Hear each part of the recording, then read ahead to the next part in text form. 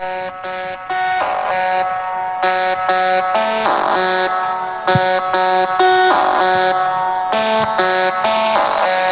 ល់គ្នាគឺជាការរាប់អានតែបើផឹកឲ្យបាននោះវារឹតតែល្អ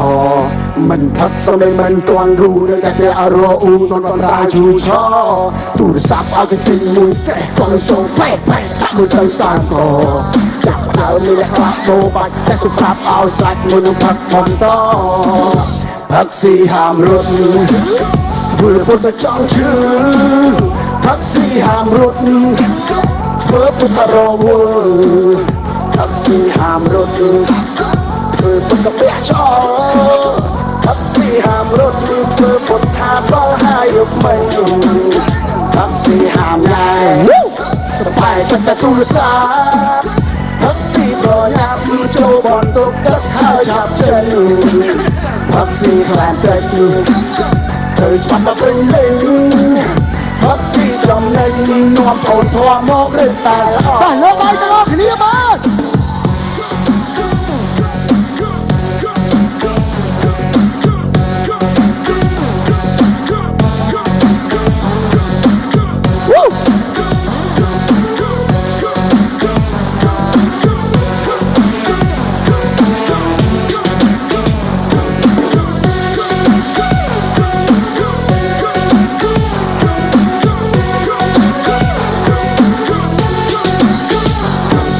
គ្នាគឺជាការរាប់អានតែបើផឹកឲ្យបាននោះវារឹតតែល្អ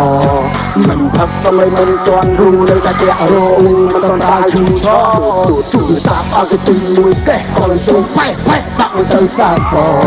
ចាំដើមនេះអ្នកខ្លះបោបាច់តែសម្រាប់ឲ្យស្រាច់មួយនឹងផឹកបន្តស៊ីហាមរត់ធ្វើពុតតែចង់ឈឺផឹកស៊ីហាមរត់ធ្វើពុតរវល់ផឹកស៊ីហាមរត់ធ្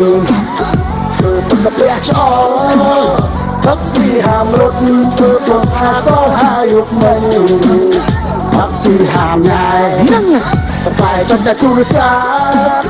ផឹកស៊ីប្រញាប់ចូលបន្ទប់ទឹកហើយឆាប់ចេញ